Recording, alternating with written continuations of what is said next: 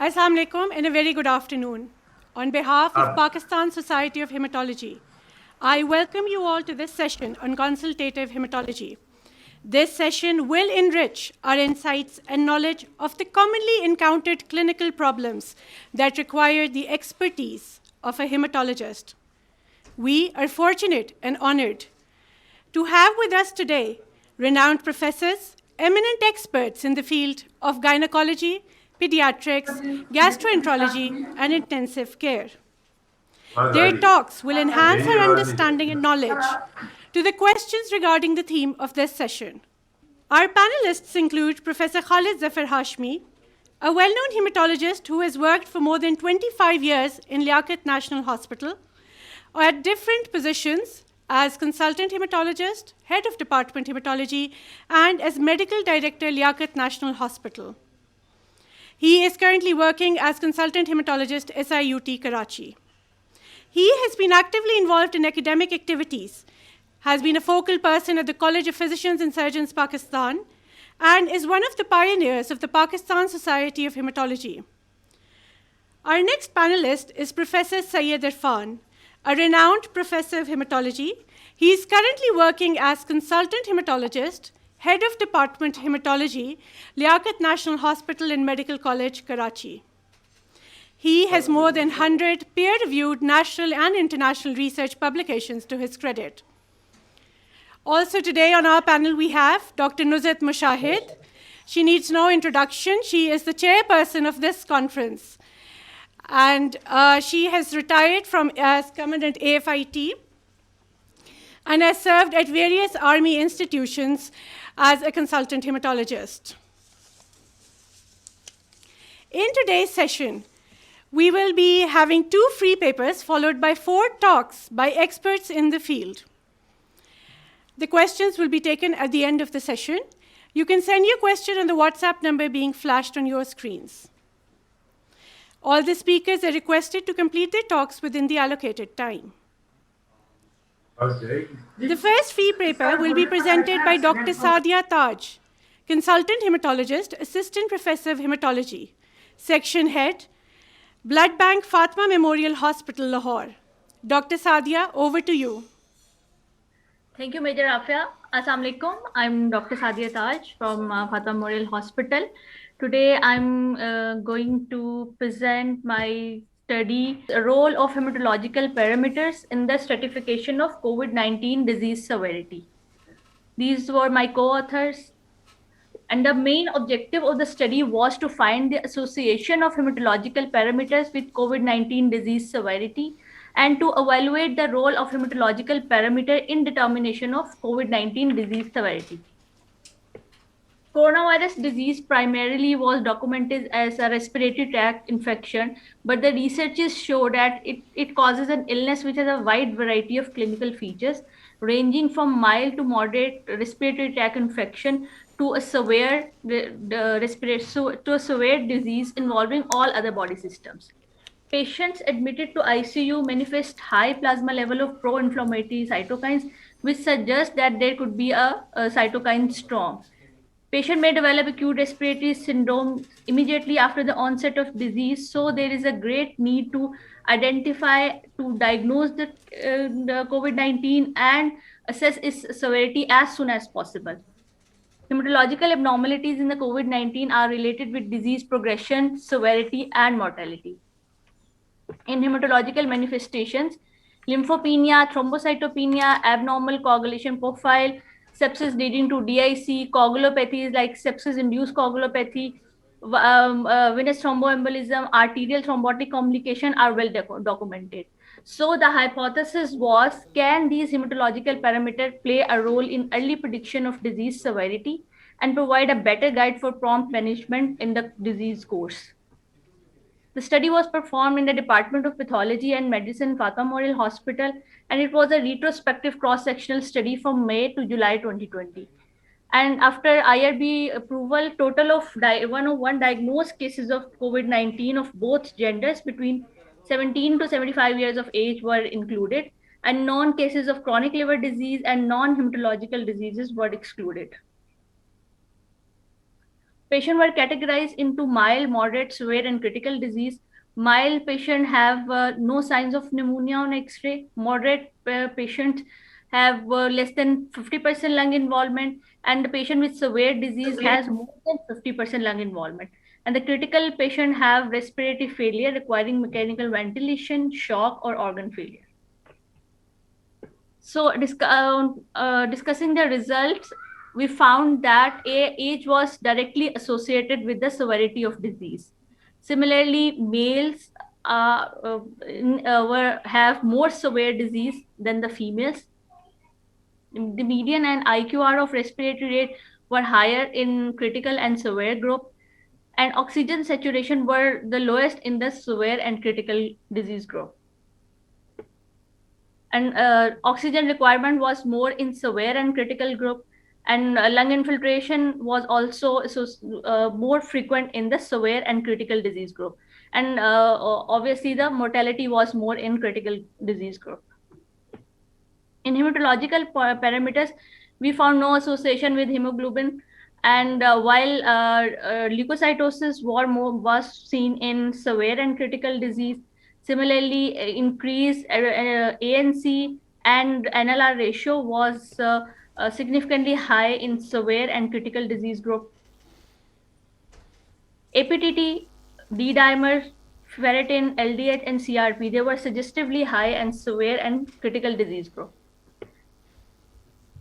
Then the data was analyzed between two groups. One group have less than 93% oxygen saturation, and the other group have more than 93% oxygen saturation. And we found that WBCs, D-dimers, LDH, NLR ratio, ferritin, they were suggestively high in the group who have less than 93% oxygen saturation. In hematological complications, the mortality was found in 77.9% patient, which is much more high than the overall disease mortality in the Pakistan. The reason behind could be that the data was only extracted from the hospital population. So we might have missed many mild diseases who do not come up to the hospital.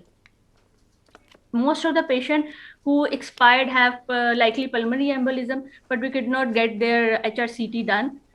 One of the patients developed refractory TTP and couldn't survive in spite of 9 sessions of plasma exchange.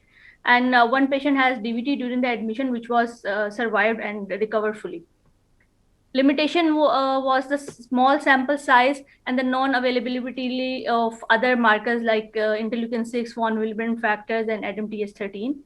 On concluding, we concluded that leukocytosis, neutrophilia, elevated NLR ratio, deranged APTT, D-dimers, LDH, ferritin, CRP, they are directly related to COVID-19 disease severity, and these markers may be utilized as a useful prognosticator for early detection of disease severity. Thank you so much. Thank you, Dr. Sadia, for sharing your experience. Because of an unforeseen glitch with the data streaming, we may have an interruption of 15 to 20 minutes. However, we're going to resolve it, and so please stay tuned. In the meantime, we will start with our next presentation. We are honored to have with us today Professor Dr. Syeda Batool Mazhar, a graduate of King Edward Medical College, Fellow of College of Physicians and Surgeons, Pakistan, Fellow of the Royal College of Obstetrics and Gynecology, Chairperson, Obstetrics and Gynecology, Maternal and Child Health Center, Pakistan Institution of Medical Sciences, Islamabad, Pro-Vice Chancellor, Shaheed Zulfikar Ali Bhutto University, Islamabad, Member Academic Board and Chairperson, Rawalpindi, Islamabad Chapter of the Society of Gynecology, Pakistan. She has a keen interest in academic and research with more than 60 national and international publications. The topic of her talk is thrombocytopenia and pregnancy. Over to you, ma'am. Assalamu alaikum. I hope you can hear me. Yes, ma'am. Okay. Thank you for inviting me and letting me talk about thrombocytopenia and pregnancy, which is something we encounter not very frequently, but it is always a challenge for us to manage it. And thank you so much for allowing me to speak on this. So I'll start with the etiology and prevalence. So thrombocytopenia occurs in 6 to 10% of all pregnancies. So this is a fairly common problem, and majority of cases are due to a benign process of gestational thrombocytopenia, which accounts for 75% of cases. Then we also have hypertensive disorders like preeclampsia, eclampsia, HELP, and they have DIC and other features. And here we have another 15 to 20% of cases of thrombocytopenia. Then the less common comes as the immune thrombocytopenia, and this is the most difficult one. And these are 3 to 4% of all cases of thrombocytopenia we encounter in pregnancy. Then there are rare constitutional causes of thrombocytopenia. There are HIV, the various drugs, infections like malaria, SLE, antiphospholipid syndrome, and acute fatty liver, again, very rare. And the most interesting is the spurious or the EDTA-induced platelet aggregation. And then we have to send it in a citrated sample. And this is something that we learned about a year ago when we had, on one day we had 5 or 10 patients with thrombocytopenia, and we were, ready to sort of take off, all our hair and everything. We were that worried that every other woman was coming back with thrombocytopenia, and somehow it was due to the test process rather than the actual disease. So when we go on to the normal level of platelets, it is between 150 to 400,000, and I don't need to tell the hematologist about that. And approximately in pregnancy, 10% fall does occur. Then when we encounter thrombocytopenia, we are not really worried if it is more than 100,000, we are fine. But once it starts getting below 100,000 and approaches 50, we are worried. And if it is severe and in the range of 20 or even less, then it's a sort of an emergency and where we need multidisciplinary approach. So low counts can be due to a lot of factors. It can be increased destruction or consumption of platelets. It can be due to dilutional effects. It can be due to lack of production of platelets. And the signs and symptoms are indeed very unusual if the platelet count is more than 50,000, unless there is a platelet function problem. So the common signs can be petechia and nose bleeding, and rare presentations are hematuria and gastrointestinal bleeding. So when we come on to the causes of thrombocytopenia, gestational thrombocytopenia is by far the most common. And it is due to physiological dilution due to increased maternal plasma volume and a little bit of accelerated destruction because blood flows through the trophoblastic tissue of the placenta, and there is some destruction. And these patients usually present in the 3rd trimester. So, and they are usually incidental, and the degree is usually more than 70,000, and they are self-correcting. The immune thrombocytopenia is the worrying part, and usually it is a diagnosis of exclusion. Then the other less common, like TTP and the HUS, they are basically very rare, and peripheral consumption with microthrombi is the cause. What we find commonly is the HELP, where we have preeclampsia and low platelets, as well as hemolysis, and this is fairly common. The other causes related to bone marrow underproduction and the laboratory artifacts and viral infections and lymphomas and leukemias, these are relatively uncommon. And the screening test, I think I'm sure you can teach me more about it than what I can tell you. So bleeding time is a very simplistic test, and it tells us about hemostasis, capillary and platelet function. The platelet count, obviously, if it is low, then it is thrombocytopenia. PT tells us about the extrinsic and common pathway, and APT tells us about intrinsic and common pathway. And these are very simplistic tests which are available in almost every hospital and institution. So commonest is something that we encounter is gestational or incidental thrombocytopenia. And I mentioned earlier, it is a benign condition, usually requires no intervention, and causes up to 75% of thrombocytopenia in pregnancy. And it occurs usually in 3rd trimester. And if we have it in 1st trimester, first half of pregnancy, we think of ITP. Unlikely that gestational thrombocytopenia would present early. And as I mentioned, it is less than usually more than 70,000, no symptoms, and no history of thrombocytopenia outside pregnancy. And all we do is 4 weekly blood counts. And as long as they remain, we do have a bit of a multidisciplinary approach, like to involve our medicine hematology colleagues. But usually these are cases which are very mild and they cause us very minimal problems. The pathophysiological process is not really clear, but as I mentioned, it is the presence of placenta and the hemodilution which is causing it. Once she delivers, within a week, she recovers, and it may recur in a subsequent pregnancy. So it is good to warn the patient, and it is recommended that you say that please have it rechecked at 6 weeks after delivery so that we can document that your platelets return to normal. So we treat them as normal, and if their platelet count is more than 80,000, we are not too worried. But if they fall to near the 50 to 70,000 range, then we would be thinking of a trial of steroids. And whenever maternal counts are less than 80,000, as a precautionary measure, we do a cord sample for the baby's blood and check for the neonatal thrombocytopenia, because you can't be sure whether this is a maternal gestational thrombocytopenia, or maybe there's an element of ITP as well. In such women, when they deliver, we like to avoid vacuum deliveries, mid-cavity or difficult forceps deliveries, not to use fetal scalp electrodes, and not to do fetal blood sampling. Cesarean section is not indicated unless there is an obstetric indication.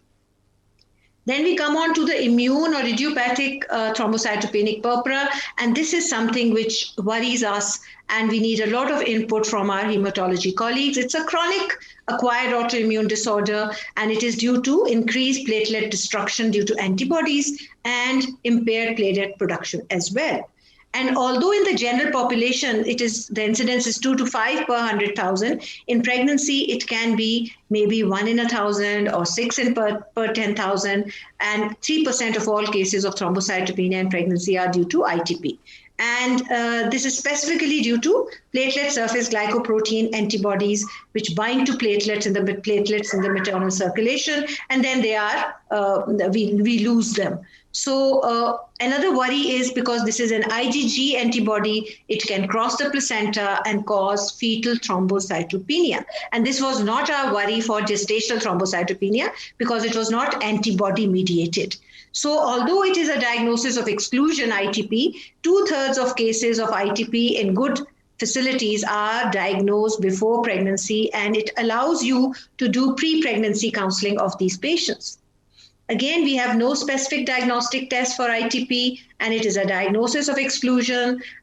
Severe hemorrhage is rare, and the reason is because the platelets are undergoing destruction. So whatever platelets are coming in are the young and very active platelets, the big platelets, and they are usually very efficacious. They're doing some work. So we do not give any treatment if the platelet count is more than 20,000 in the first 2 trimesters, like till 6 months of gestation.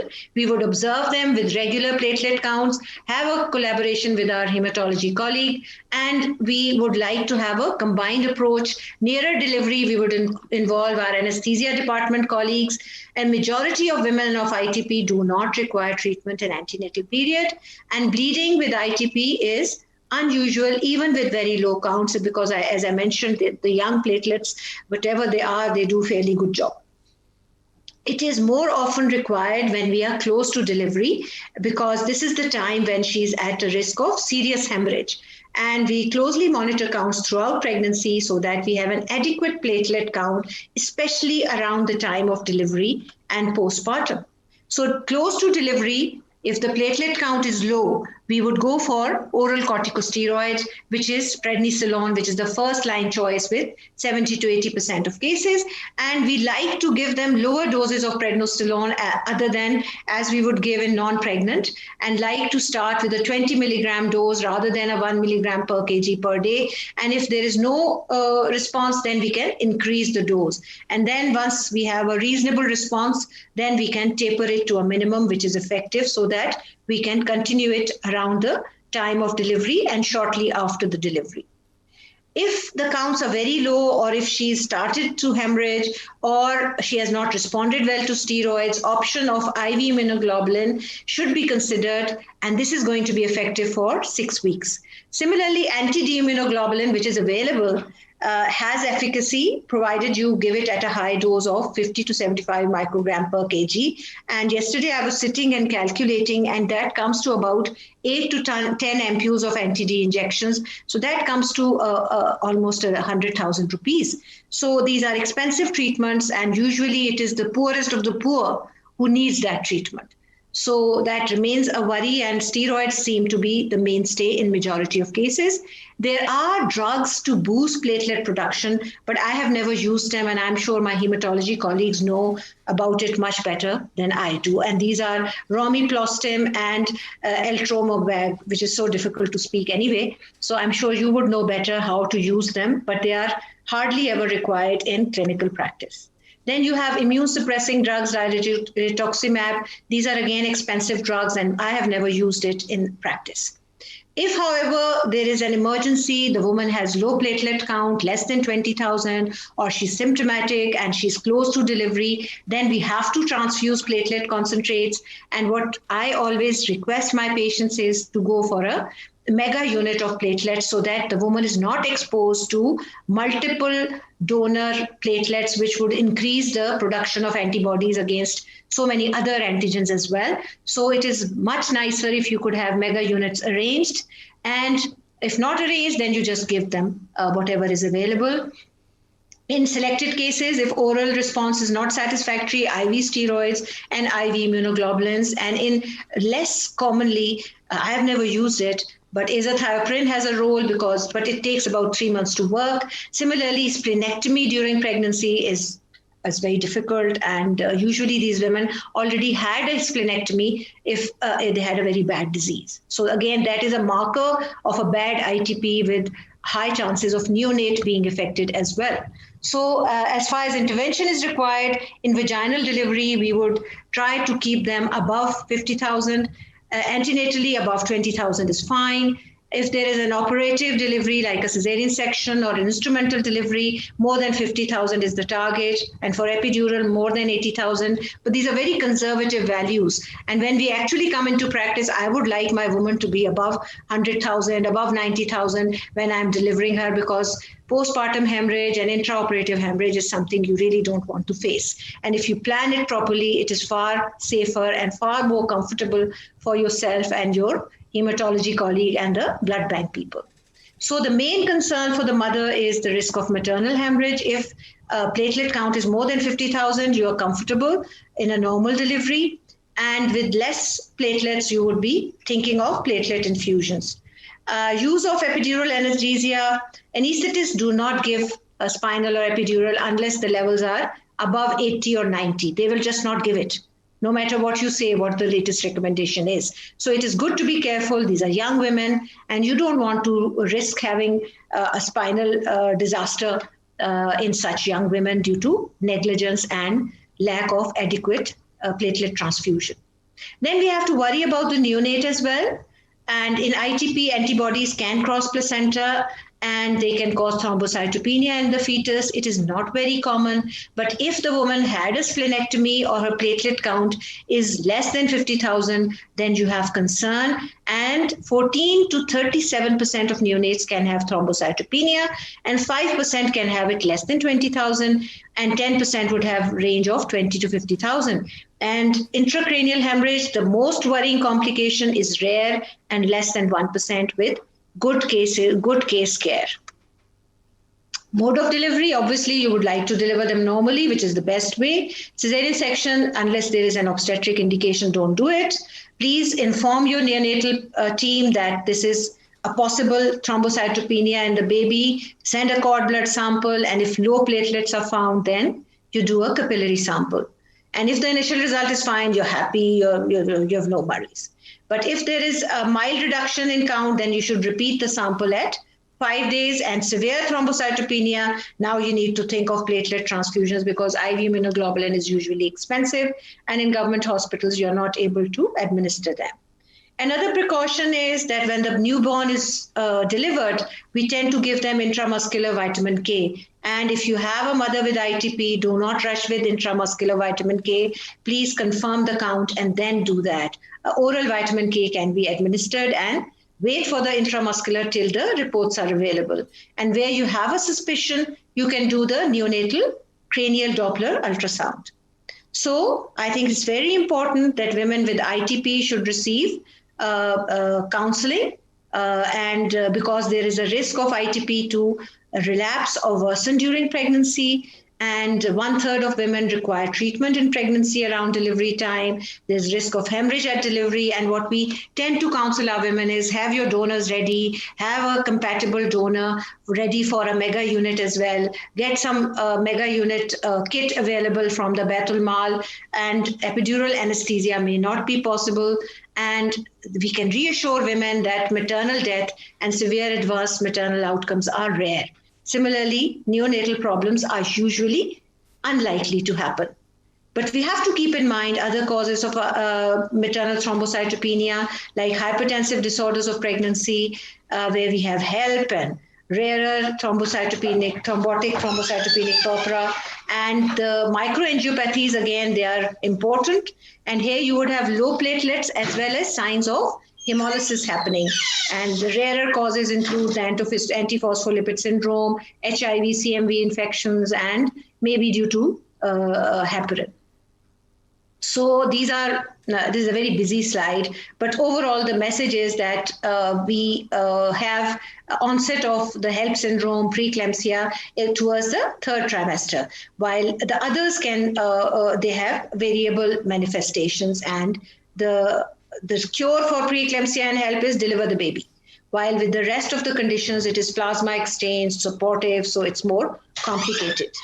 Preeclampsia, I think this is not the forum to go into the details, but whenever there's severe hypertension, along with significant proteinuria, we worry about low platelets due to increased endothelial cell activation that leads to activated platelets and coagulation cascade.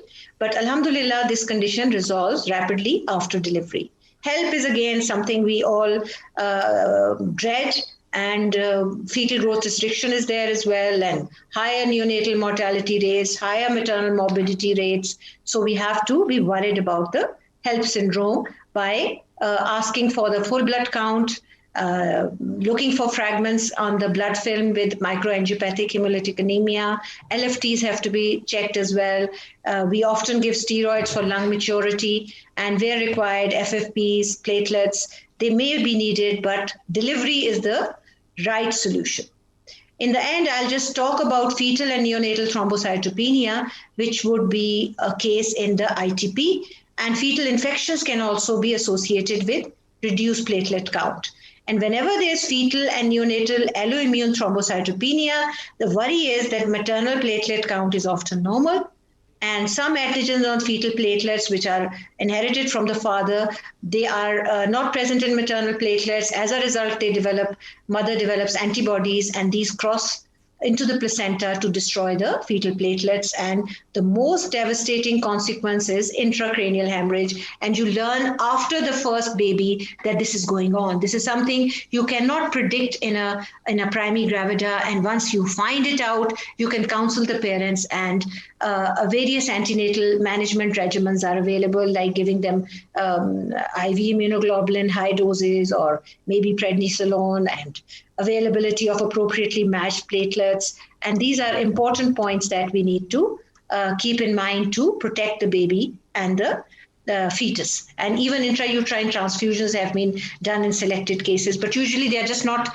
diagnosed because it is when the baby is born and you have the cerebral hematomas, and then you think that something has gone very wrong, and that is when you get to know it. So I would like to thank you very much. And if there are any questions, I'll be happy to answer. Thank you so much, ma'am, for such an enlightening talk. And I'm sure that these points will help us in our daily clinical practice. We will be taking questions at the end of the session. For the next talk, we are honored to have with us Brigadier Dr. Retired Amjad Salamat, Professor of Gastroenterology. He has a vast experience of working in USA, UK, and Saudi Arabia, as well as in different army institutions across the country. He has done pioneering work in Pakistan related to endoscopic ultrasound and enteroscopic procedures. He was one of the focal persons in the establishment of the Army Liver Transplant Unit. He is currently working as Professor of Gastroenterology, Consultant Hepatologist and Gastroenterologist, Director Endoscopy at Quaid-e-Azam International Hospital. Sir, thank you for taking out time from your busy schedule. Thank you very much. I'm honored to be here, and must thank the management for inviting me to talk about hematological problems in cirrhosis and certain diagnostic dilemmas which we face every day. So, what I like to do is basically take a practical approach here. The reason for that is that I'm a clinician, and I would like that clinicians like me can actually put up their perspective here. What do we understand when we look at a blood film from a patient from cirrhosis, and what are the problems which we face in relation to coagulation as well as in relation to the hematological problems in cirrhotics which we take care of. So my perspective would be more of a clinician's perspective, but I will a little bit delve into the pathophysiology also. Okay, so what are the diagnostic dilemmas? Basically what we are looking at here is that we have to decide that these changes which we see in the blood film or in the blood picture and the coagulation factors, are these basically because of liver disease, or there are certain other problems which are actually, there are certain other causative factors which are causing that. Another problem which we face is that these don't present with the classical profile of the tests which are used to diagnose them, and so we have to decide, or we have to face the problem of the reliability of these tests. And of course, one has to also look into the problems with that. Are there hematological disorders which has caused these cirrhosis and they are persisting in these cirrhotic patients? Sickle cell disease is not very common, however, thalassemia with transplants and HPV and HBC, which is very common, can also be considered as one of these categories. Then one has to consider that whatever the abnormal tests are they significant, and what are we going to do about them? Generally, basically, all of these problems are related to one of these 4 or 5 major mechanisms. Portal hypertension, of course, is a very important thing, and that causes bone marrow suppression, is relevant in cases of viruses, alcohols, and drugs. And deficiencies are important because these patients are malnourished. Then there's an increased consumption, like a DSI-like picture, 500-axis picture. So changes in the quality of hematological factors also is important, because not only the factors are reduced in amount, but they are also abnormal. And they have abnormal platelet function, this is abnormal fibrinogen, and you can have abnormal red cells which hemolyze rather quickly, or so have a reduced lifespan. So looking at the cytopenias which are common in cirrhosis, thrombocytopenia is related to splenic sequestration, of course, alteration in the thrombopoietin, because thrombopoietin is synthesized by the liver, and you need a certain amount of flow and to actually release thrombopoietin. Bone marrow suppression, as I already talked about, can be because of the viruses, or there can be extrinsic factors also, and you can have consumptive coagulopathy. Leukopenia is not a big problem in cirrhotics unless the hypersplenism is advanced and there's an advanced disease, but whenever we see leukopenia in cirrhotics, we tend to think of bone marrow problems or drug-induced problems.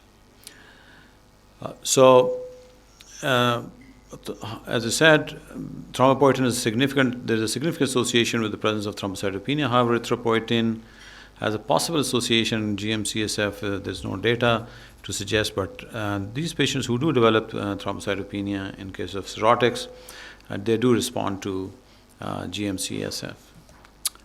So this is a local study from King Edward, Pakistan, and you can see actually that hypersplenism is quite common.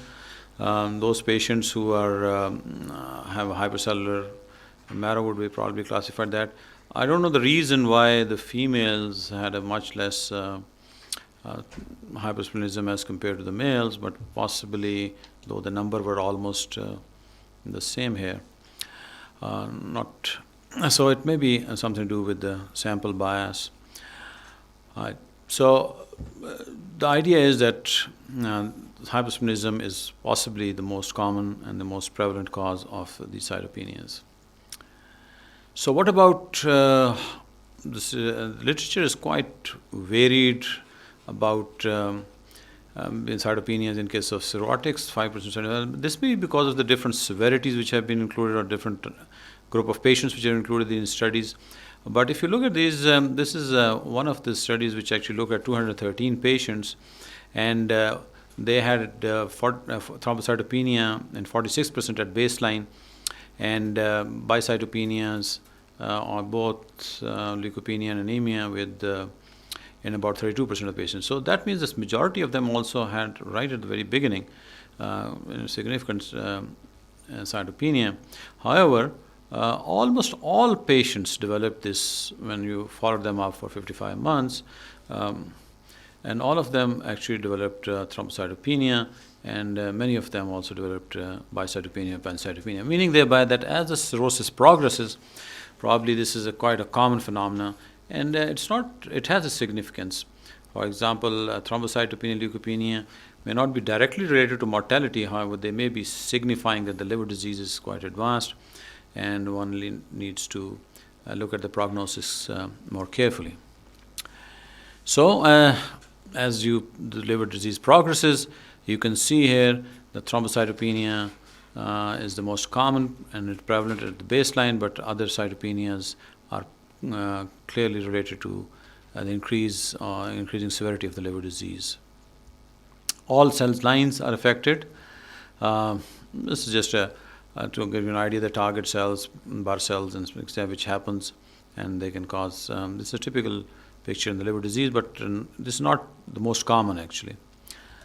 So, how do we as clinicians approach this problem once we have this anemia in the setting of cirrhosis? We start with morphology. I start with morphology, and what I do is that if it's normocytic, I tend to think of these causes listed here, and if you have a hypochromic anemia, of course, then you could look at, say, iron, and then you have a macrocytic or a spar cell, or if we have a disconnect between the severity of the liver disease and bilirubin and the other parameters, then one considers hemolytic anemia. Of course, it's always a consideration in cases of autoimmune hepatitis and Wilson's disease. And ribavirin, which was used frequently with interferon, is still used, and in those patients who are cirrhotic or who have an advanced fibrosis in child A and B, and so that is relevant in cases of hemolysis. But what is important is that if you look at this, this is a data from old paper in 90s. This is again a Turkish study, but if you look at that, look at the iron, which is actually not very low in these patients, serum iron and total iron demand capacity, but look at the serum ferritin, which is quite high. So even if you have a hypochromic macrocytic anemia, and the ferritin is high because of the inflammation in the liver and all those things. So the point I'm making here is that those parameters which we rely on for diagnosing iron deficiency anemias and other types of anemias are possibly not reliable in this setting of cirrhosis. Again, another point here is, this is a busy slide, but I'll interpret it for you. It's not only that this is IDA, this is iron deficiency anemia, gastrointestinal hemorrhage, this is hemolytic anemia, and this is folic acid deficiency, and this is thalassemia and B12 deficiency. So what's important is that not only that you have one type of anemia, but you can have a combination here. So there can be many causes coming together in cases of chronic liver disease, and you can see if you have a hemoglobin and the iron levels and other, again, the same point here, that the same parameters, the MCV, the iron levels or the ferritin levels actually in many of these cases would not be very reliable to diagnose them very straightforward. For example, 70% of these patients would have actually iron deficiency, however, and they would require actually bone marrow to diagnose, bone marrow examination to diagnose that very reliably, because of the other parameters may actually indicate something else. Similarly, if you can look at here, again, you can have this, if you look at these MCVs here, and you can see you have a few patients who had a B12 deficiency, they would probably have MCV higher, but not only that, B12 deficiency can also present with microcirrhosis in certain of these patients, or when there's a mixed picture, you can have a normocytopenia. So the point the slide is making is that again, those parameters are unreliable, but they also, you can have a combination, and the normal morphology can actually trick you, and you can also have hemolysis, which is usually missed. So when we look at that, most of the time clinicians actually don't consult the hematologist, and usually the hematologists actually don't give us the feedback when they look at the film of these patients that something else is going on, what seems to be obvious here. So what happens to thrombocytopenia? As a clinician, what we do is we actually look at two aspects. Number one, what is the count, and what is the significance of this count? And post-transplant thrombocytopenia is, of course, a special consideration, only for those patients who have undergone transplant. So we're not worried if the patient has a mild thrombocytopenia or even moderate thrombocytopenia, which is quite common in cases of cirrhosis because of the hypersplenism. However, once you have a severe thrombocytopenia, which is usually not shouldn't be occurring in cases of stable cirrhosis, we tend to think of ITP like in autoimmune hepatitis or HCV associated severity increased thrombocytopenia, and then you have repeated transfusion, which can actually lead to alloimmunization. Many of our colleagues were in the business of actually transfusing them platelets, not realizing that they're not doing any good, but just causing alloimmunization. That has thankfully now the practice has changed.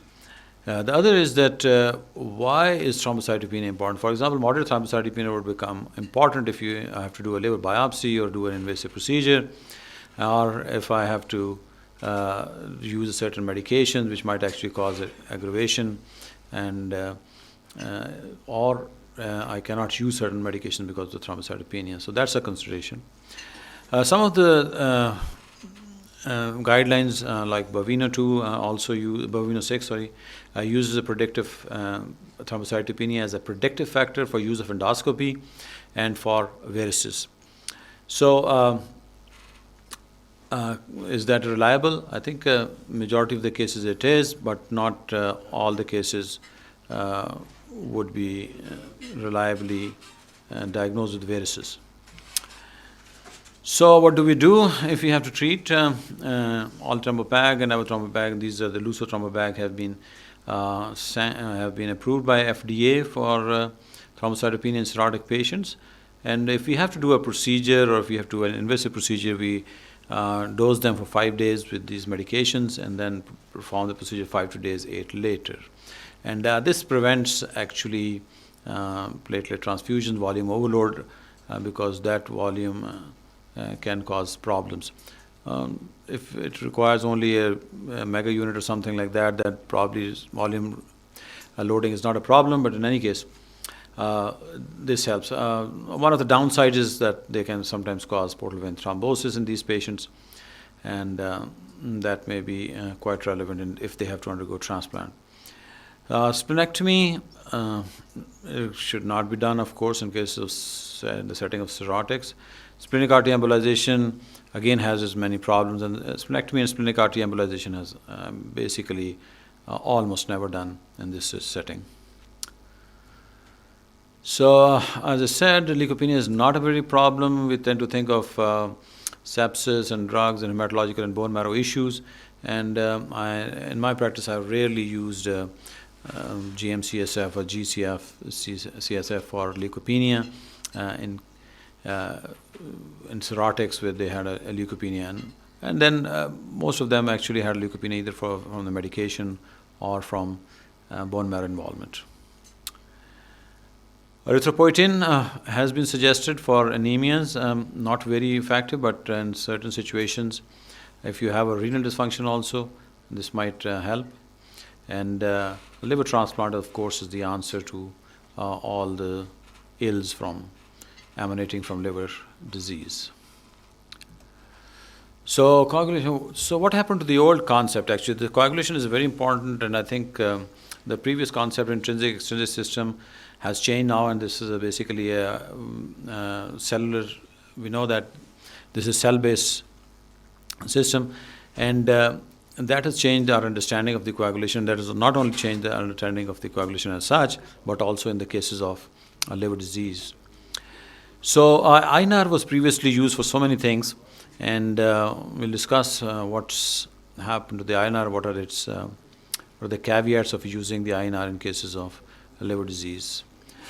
And why INR is used basically is to predict the risk of bleeding in these patients, and we need to find better ways of doing that. And of course, not only that, you have it's an people used to say that it's an anticoagulated state. It's not an anticoagulated state, but it's also a hypercoagulation state where you can have actually a problem with thrombosis. And there's a concept of parenchymal extension, which is related to coagulation in the small vessels. And what should we do with the new things which our hematology colleagues have found out? So if you look at that, the major problem is you have a mechanical problem with the spleen, which can actually reduce the platelets, red cells. And then you have decreased hematopoietic growth factors and coagulation factors. But an important concept which has been realized recently is that it's not only the coagulation system which is rebalanced, as we'll discuss, but infections and renal failure, if they are present in the case of cirrhotics, which are very common, and though both things like infection and renal dysfunction, and they can actually lead to problem with the hemostasis. So these needs to be treated, and it's a sort of a holistic picture. One should consider a coagulation disorder in liver in a holistic manner, in which renal function, infections, mechanical factors, portal hypertension should be considered important and should be taken care of. So what happens is basically the hemostatic system in liver disease is rebalanced. Those changes which favor clotting and those which changes bleeding, where they are balanced. But this is a fragile balance. It's not only a fragile balance, it's not static, but it's also dynamic. So these changes can go either way. So if you have decrease changes which are favor basically clotting, and those factors which actually, for example, fibrinolysis or renal failure, which favor bleeding. If the severity of either of them increases, then of course the balance can be tipped to either side.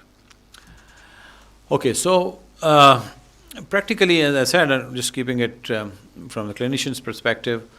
As we know, INR was developed to monitor warfarin therapy, and it is reliable for it because the thromboplastins used are basically standardized, and their sensitivity index is calculated for the patients who have been stabilized in warfarin therapy.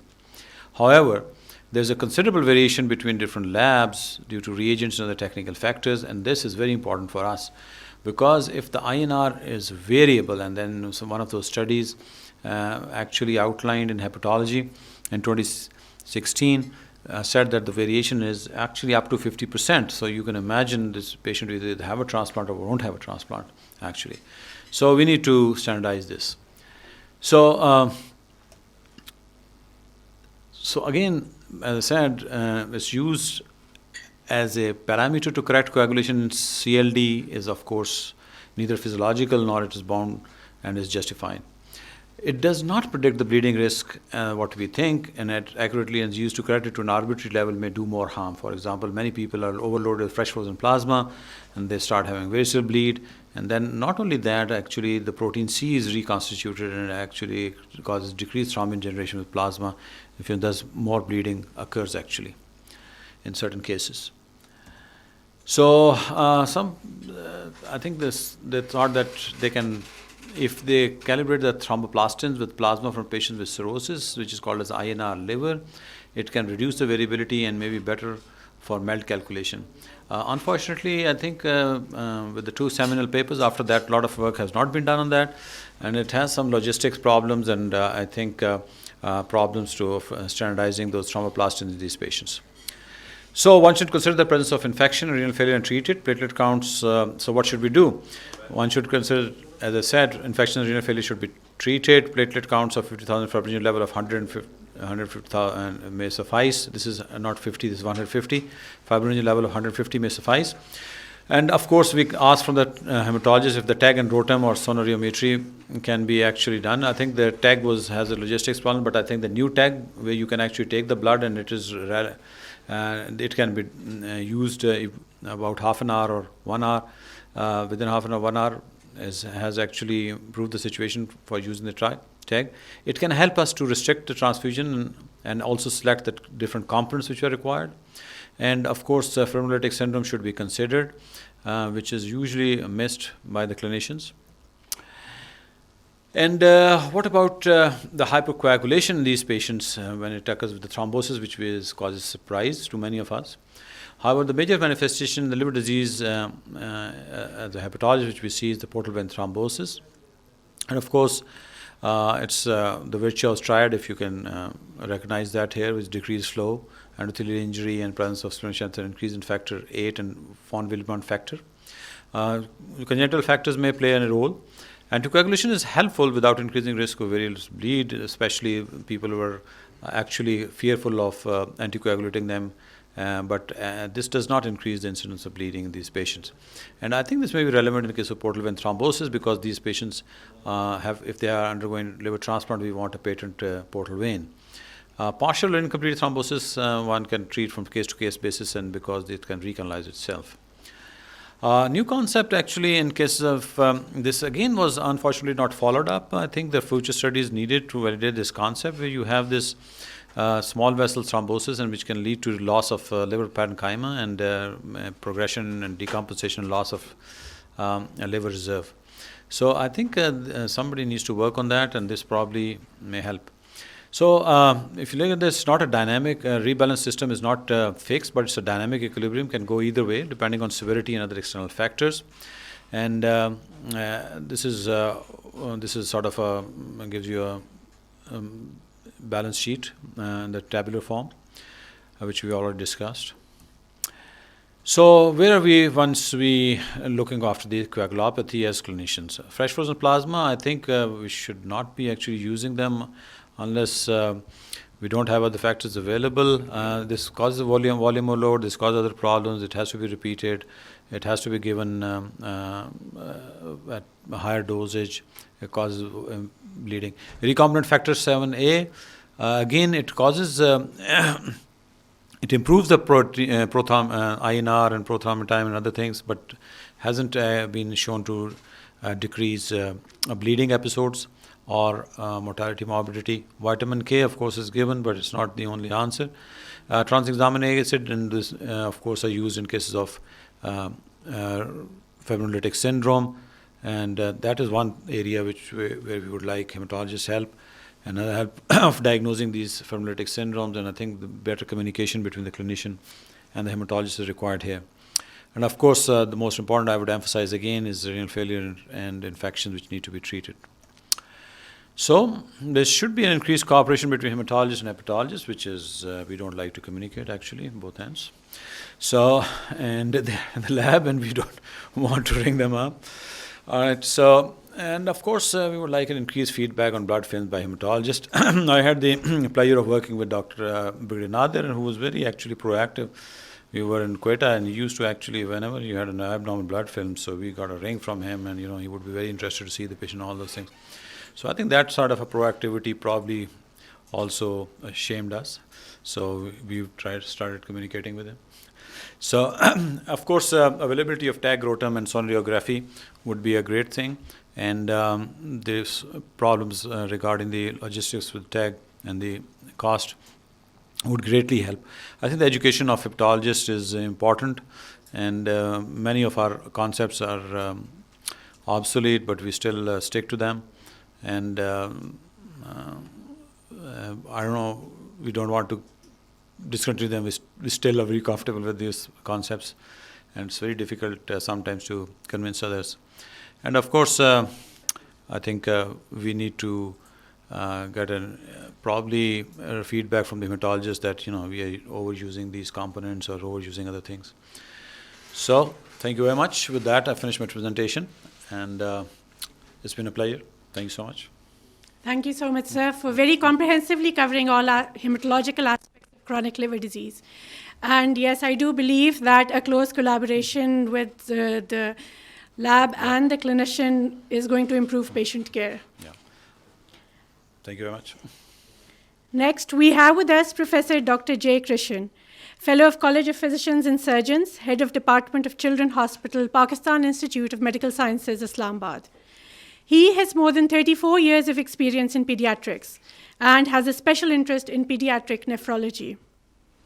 He is also Vice President of the Pakistan Pediatric Association. He will be talking about the diagnostic dilemmas in pediatric hematological disorders. Over to you, Professor Dr. J. Krishin. Thank you very much for giving a wonderful introduction. I will basically concentrate my talk on the diagnostic dilemma in children presenting with hematological disorders. So first of all, I will concentrate what these hematological disorders are, to give you the overall view of the hematological disorder which we do see on a regular basis on the day-to-day management of children. And then what are the diagnostic dilemma where we are basically caught, especially when we are facing a challenging scenario where in first go 3 or 4 things comes in our mind, then how we can concentrate what is the main problem. So that is the area which I had to concentrate more in terms of children who are presenting with anemia. So today's talk, there are a lot of hematological disorders which are basically behaving in the different way. But my talk will be concentrated more towards the hemoglobinopathies. So what is the benefits of doing early diagnosis, what we can tell to the parents, and what we can achieve by early diagnosis, and then how to improve the diagnostic criteria for these children. And then I will concentrate about the role of genetic testing, which is nowadays is a game changer. And then I will discuss 1 or 2 clinical scenarios which we came across in the last few months in our children's hospital. So first of all, I would like to give you the introduction that the blood was the first discovered in 1628 by William Harvey, and the blood group was first highlighted by Carl Lanston in 1900. So as you all know, the blood is composed of 2 segments. One is the plasma, which is the fluid portion, and second is the cellular portion. The plasma is constituted about 55%, which contain a lot of proteins and various coagulation factors. And then the cellular composed of the red blood cell, white blood cell, and platelets. Here we are going to give you a rough idea about how we can classify this blood disorder. The disorder which are related to your blood cell, disorder related to your hemoglobin, and then the disorder of the hemostatic mechanism. So I will concentrate more on the disorder of the blood cell, and out of this blood cell, I will concentrate my talk on red cell disorder. And then as you know, these red blood cell disorders are again divided into the different, why children with red cell disorder, how do they present? they usually present with a progressive pallor. They may present with a picture of hemolytic anemia. When they suddenly get pale, they have got changes in the color of urine. They may develop jaundice, and over a period of time, they may develop abdominal distension. They may develop palpitation. They may develop congestive cardiac. So there are a variety of presentation once the child they present with RBC disorders. So the disorders are either there's a defect over the membranes. As you all know, the RBCs, they have the classical spherical biconcave shape, which are easily deformable, and similar. So anything which alter the membranes of the cells, it will make them less deformable. And when these cells are less deformable, they basically undergo hemolysis. And then there is a release of a lot of hemoglobin, which can usually change your color of urine become dark. And once the hemoglobin breaks down, then there is a release of bilirubin. Then you may develop darkening, or you may develop yellowish discoloration of your eyes. And once your hemoglobin go down, you may easily get lassitude, lethargy, easily fatigability. And then the second entirety, when you have got the enzymatic defect. According to hexose monophosphation, these enzymes are responsible for normal functioning of red blood cell. So any condition which alters these level like G6PD deficiency, glutathione synthetase deficiency, pyruvate kinase deficiency, automatically which make the hemoglobin unstable. So these are likely to hemolyze. Either it's an hemolyzed by its own, or they can be precipitated by certain drugs, by certain foods. Like classical example is G6PD deficiency. And then there's the one variety where there's a defect in the synthesis of hemoglobin. Either this hemoglobin has got two parts. One is a heme-containing protein, another is a globin. So any condition which impairs the globin chain synthesis, it will also causes unstable hemoglobin, so it is not soluble, so it may precipitate. Like if you got alpha thalassemia, you can have a beta thalassemia. There are more than 100 mutations in terms of hemoglobin. So any alteration in the hemoglobin chain, then automatically it increase the risk of developing hemolysis. So these are basically the congenital defect, and then there are certain acquired defect, like if you got the deficiency of phosphatidylinoacetylene glycoprotein, if you got antibody-mediated hemolysis, if you have got a mechanical trauma to the RBC, especially children who are undergoing valve replacement.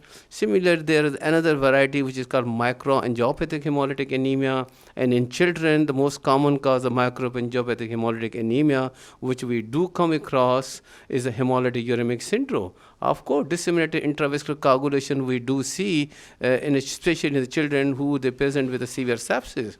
Thrombotic thrombocytopenic purpura is exactly like hemolytic uremic syndrome, but is usually in the older age group. And then they have got a repeated trauma. It's because the infection, which may again cause a damage to the red cell, which may be classically seen in patients with malaria. You can have a sepsis. You can have a snake venom, lead poisoning. You've got a membranous defect. So it's multifactorial. So I will consider red blood cell.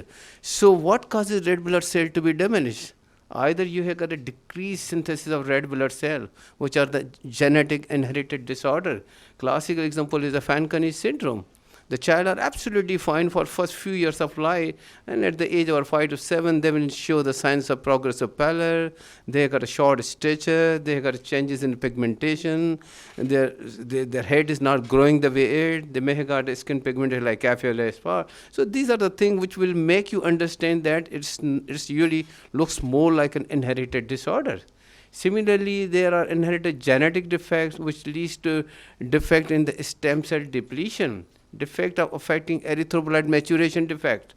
And then there are nutritional deficiencies. As you all know, that DNA synthesis is basically required for the growth of folic acid and B12 deficient.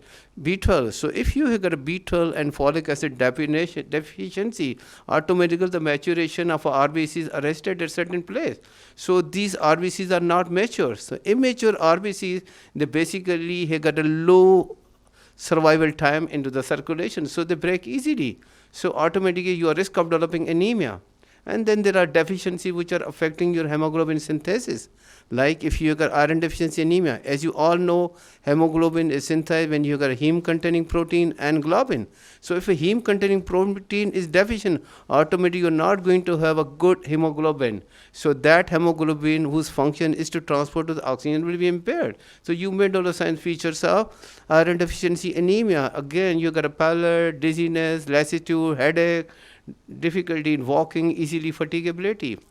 And then if you got isolated erythropoietin deficiency, again, you are not going to have adequate number of red blood cells, which can be seen in children with a chronic renal failure, anemia of chronic diseases. Then you can have immune-mediated hemolysis. Then you do come across with autoimmune hemolytic anemia. Then there is a primary hemopoietic neoplasm, like patient with a leukemia, myeloid dysplasia. They again present with progressive pallor. So it is basically important on part of us, any child who present with progressive pallor, how to evaluate. So until and you are not going to do the evaluation, then automatically you have to look in large area. But if you are going to take a good history and good clinical examination, this large area is basically reduced to a smaller area, and there you can give your input in a better way. So I will concentrate on hemoglobin. What are hemoglobinopathies? Hemoglobinopathies are basically the disorder which affect either the structure. So when there is altered in the structure, that hemoglobin is not going to work. The classical example is basically you see in patient with the sickle cell anemia. When the amino acid structure is lost, there is substitution of valine for glutamic acid at 6th position. So automatically that hemoglobin which is formed is not a normal hemoglobin. It's not a soluble hemoglobin. So it deforms. So when it is deformed, it usually alters the shape of the RBC. These RBCs which are altered shape, they are less deformable. So when they go through the circulation, automatically they cause clogging of the circulation, they get breakdown, they cause a hemolysis, so multiple problems. And similarly function. If that hemoglobin is not in an adequate or a normal shape, automatically it's not going to function.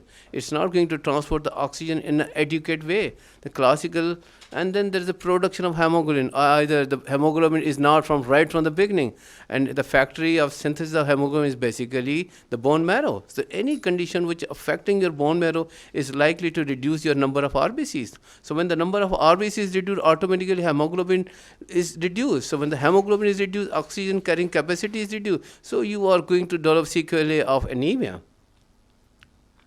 So the classification, either you have got a congenital, which I already discussed, that you have got a structural hemoglobinopathy like sickle cell hemoglobin, you have defective synthesis of one of the globin chain. Classical example is thalassemia syndrome, which can be alpha, it could be beta, it could be a mixture of B and sickle, it can be a mixture of so many hemoglobinopathies. And then you can also come across a very rare form of hemoglobinopathy like hemoglobin E, hemoglobin Lepore, hemoglobin Valga, and there are so lot of hemoglobinopathies.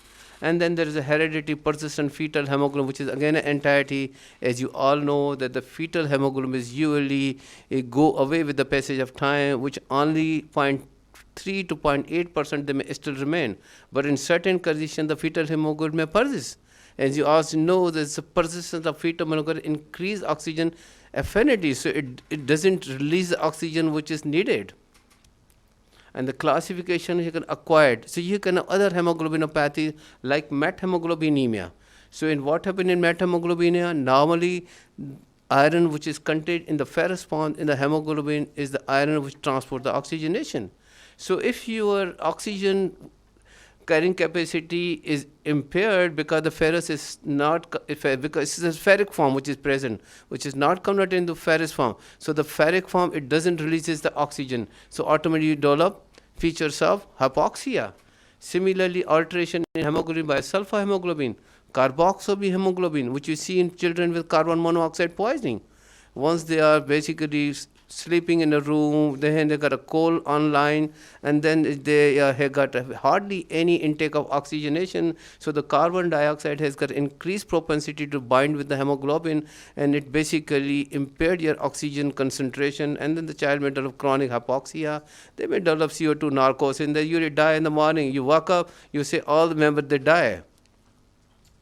So what is the diagnostic dilemma? Why? So I always tell my students, please, any child who comes with a progressive pallor, ask them, what is the age of the child?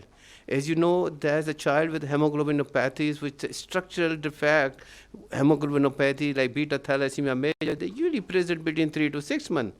On the other end, the child who is having no hemoglobinopathy, he present with a progressive pallor by the age of 1 to 2 years, then you have to concentrate on the history. Where was the child born? Was the mother malnourished? If the mother is malnourished, automatically the child born later will be deficient in various vitamins. Was the child born preterm? A child born with low birth? A child with IUGI? They got a reduced number of iron, because most of this iron is transferred into the last trimester. So if you got the reduced store of iron, that is depleted by the age of 1 year. So the child may get progressive pallor, easily fatigability, he's not showing interest in eating, he's cranky.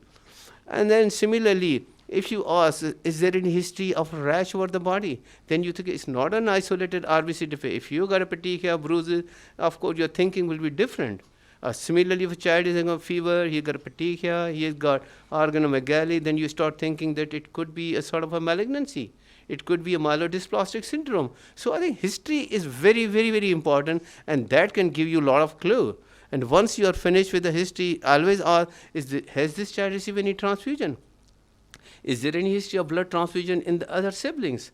Is there any consanguinity with the parents? So that will give you that yes, we are basically maybe confronting with sort of a hemoglobinopathies. So they got variable clinical presentation of a different type of anemia. And then we have to concentrate what type of laboratory we do. So unless you are not going to do the good history, if you have done the examination, suppose a child, he's about 6 months, and you find this child is pale, he has got mild tearing, and then the tip of spleen is palpable, that means this child has started developing extramedullary hemopiosis, and there is a consanguinity. You always think of hemoglobinopathy. So you have to do your laboratory according to your judgment, what you are thinking the most likely. Suppose I am thinking of iron deficiency, I will concentrate, doctor, I would like to see what is the hemoglobin, what is the RBC count, which you do expect it to be low, and then I will see a good morphology. I will talk to the hematologist, doctor, I am thinking in terms of iron deficiency anemia, can you give me a good examination in terms of peripheral smear? If he gives me the observe, there are a lot of microcytes, there are a lot of hypochromic anemia, and I see the RDW ratios increase, so it will make my life easy. I think yes, it looks more like iron deficiency anemia. Now the only tool left for me is to do the iron, to do the TIBC, and do the saturation studies. If the iron is low, TIBC, I say, yeah, by sure it's iron deficiency anemia. But if he gives me, doctor, there is microcytic hypochromia, there are a lot of pyrglocytosis, doctor, there is a polychromasia, doctor, there are targets there, I will be alerted, yes, it maybe I'm dealing with some sort of hemoglobinopathy. Automatically my thinking will be to do, yes, I would like to do the ratios. I will concentrate now on hemoglobin electrophoresis, because he has given me the clue. At the same time, he will give me, doctor, his reticulocyte count is also increased. If the reticulocyte count is increased, hemoglobin is low, RBC count is jumping up, he has got a target cell, it will make my life easy that I'm dealing with some sort of a hemoglobinopathy. I will immediately order electrophoresis, please bring and then the electrophoresis report will give me a lot of answer. But in certain situation, the things are not as easy as I am thinking. Electrophoresis came out to be normal, and the child has been transfused. After 4 weeks, again come to me, again he has got a reticulocyte count. I think, yeah, it could be autoimmune hemolytic anemia. I start doing, they say, do the Coombs test. Coombs test normal, retics again jumping up, microcytic hyperemia is persisting.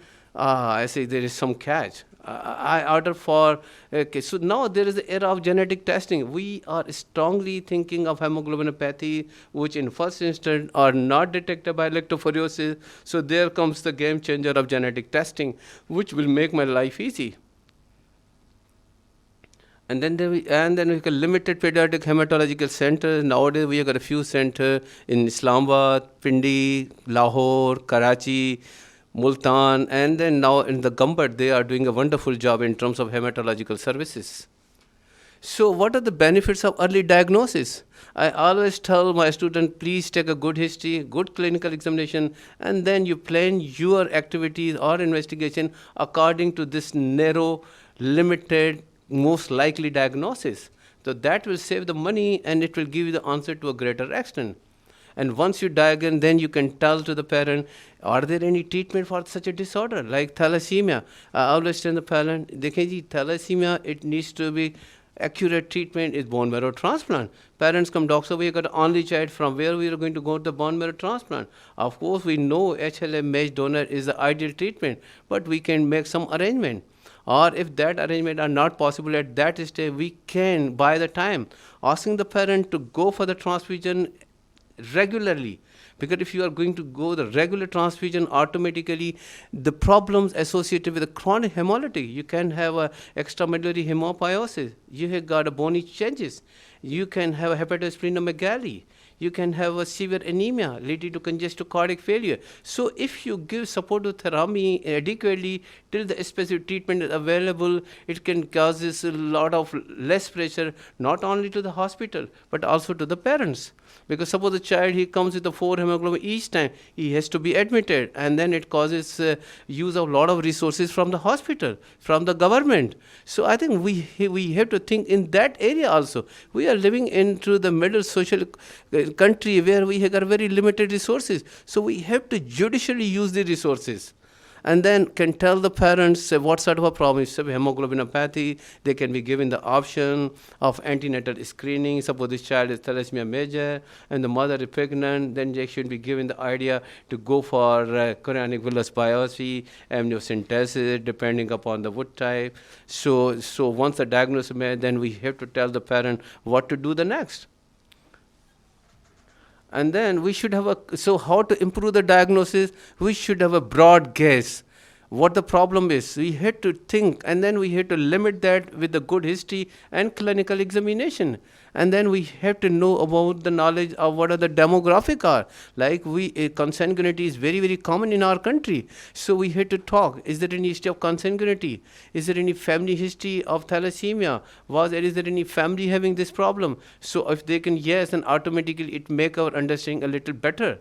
So the good laboratory support, we should have a clear-cut legend with the hematologist and basically a pediatrician. Whenever we are called, we always give a call to hematologist, and he gives us a good thing about the peripheral smear, which will make our life more easy. And then the final come is the genetic testing. When everything is gone and we are still not reaching to the diagnosis, there is the game changer in Hussain. That is the genetic testing. It's available. In Lahore, they are basically providing the genetic testing. When they have got a contact with the German Centagon team, they are providing this genetic testing free of cost, especially those children who are having these problems. So in our country, privately, we have a lot of genetic testing which is done by a private lab. They send you a sample, but it's a very costly business. It's a minimum of 2 lakhs to 12 lakhs. So we are recently in the process of creating a rare genetic center in Islamabad. We are in contact with the German government, and they are in the process to establish that. I think in the near future, we'll be able to do the genetic testing, and that will be more helpful to the pupils of this area. So in the last, I would like to show you my experience. There was a 1-year-old female child. She presented to us with the history of progressive pallor for 4 months. So there was no history of jaundice. There was no history of blood loss. There was no history of chronic illness like diarrhea, GI problem, urinary problem, no cough, no breathing difficulty. The child was a breastfed baby. She had got a weaning which was started at time, and the child was vaccinated according to EPI program. And when we asked, there was a history of consanguineous marriage, but it was consanguineous marriage was less positive, but there was no disorder in the family. She was the only child to the family. The examination was unremarkable, except the child was moderately pale. Blood count done showing microcytic hypochromic anemia with a low reticulocyte count. There was anisocytosis and pleocytosis. By the time I saw this report, I said, yeah, this looks more like an iron deficiency anemia. A child is 1 year old for last 4 months. This child is anemia. So I said, this is no doubt iron deficiency anemia. We did the iron level, which was low, TIBC was high, so we make the diagnosis of iron deficiency anemia. So we give this child iron. The child went away. The child lost to follow-up. At the age of 18 months, that is after 6 months, The child again landed. This time he was extremely pale. His hemoglobin was only 4. He has got a hemic murmur. He has got a congestive cardiac failure. But the thing which I noted that this child has a splenomegaly of 2 centimeter. Here we got alerted. Here is a child who was given iron. The child getting pale. Now he has got a frank anemic failure and the splenomegaly. Then we start thinking maybe we are sitting on a volcano which we have missed. So we further investigate the child. Again, I asked the hematologist, please look at the peripheral smear. He said it's a normocytic and normal reticulocyte count. And there's a reduced number of platelets. I got worried, maybe this child is having a problem. It may be sort of an autoimmune hemolytic anemia or Evans syndrome. Why this child has got thrombocytopenia? We went for Coombs test, which turned out to be negative. But the peripheral smear showed there are few target cells and few teardrop cells. I thought, yes, maybe we are sitting on one of the sort of a hemoglobinopathy, which is a rare form. And serum iron and TIB, this time when I look at the iron TIBC were markedly raised. So I think, yes, a child, he's got now, initially he's got iron deficiency, now the iron and TIBC is increased, and then the peripheral smear gave me the clue that this child has got basophil stippling. So by the time I have looked at the basophil stippling, I think maybe we are dealing with some sort of another hemolytic anemia. So at that time, the LDH and indirect bilirubin were done, which is showing increase, which is showing some sort of hemolysis. So taking in care about the basophil stippling, we thought that maybe we are dealing with sideroblastic anemia. So I asked, go for bone marrow. So we thought of hemolytic anemia. At this time, we start thinking maybe sort of a hemoglobinopathy or a sideroblastic anemia. So we went for the bone marrow.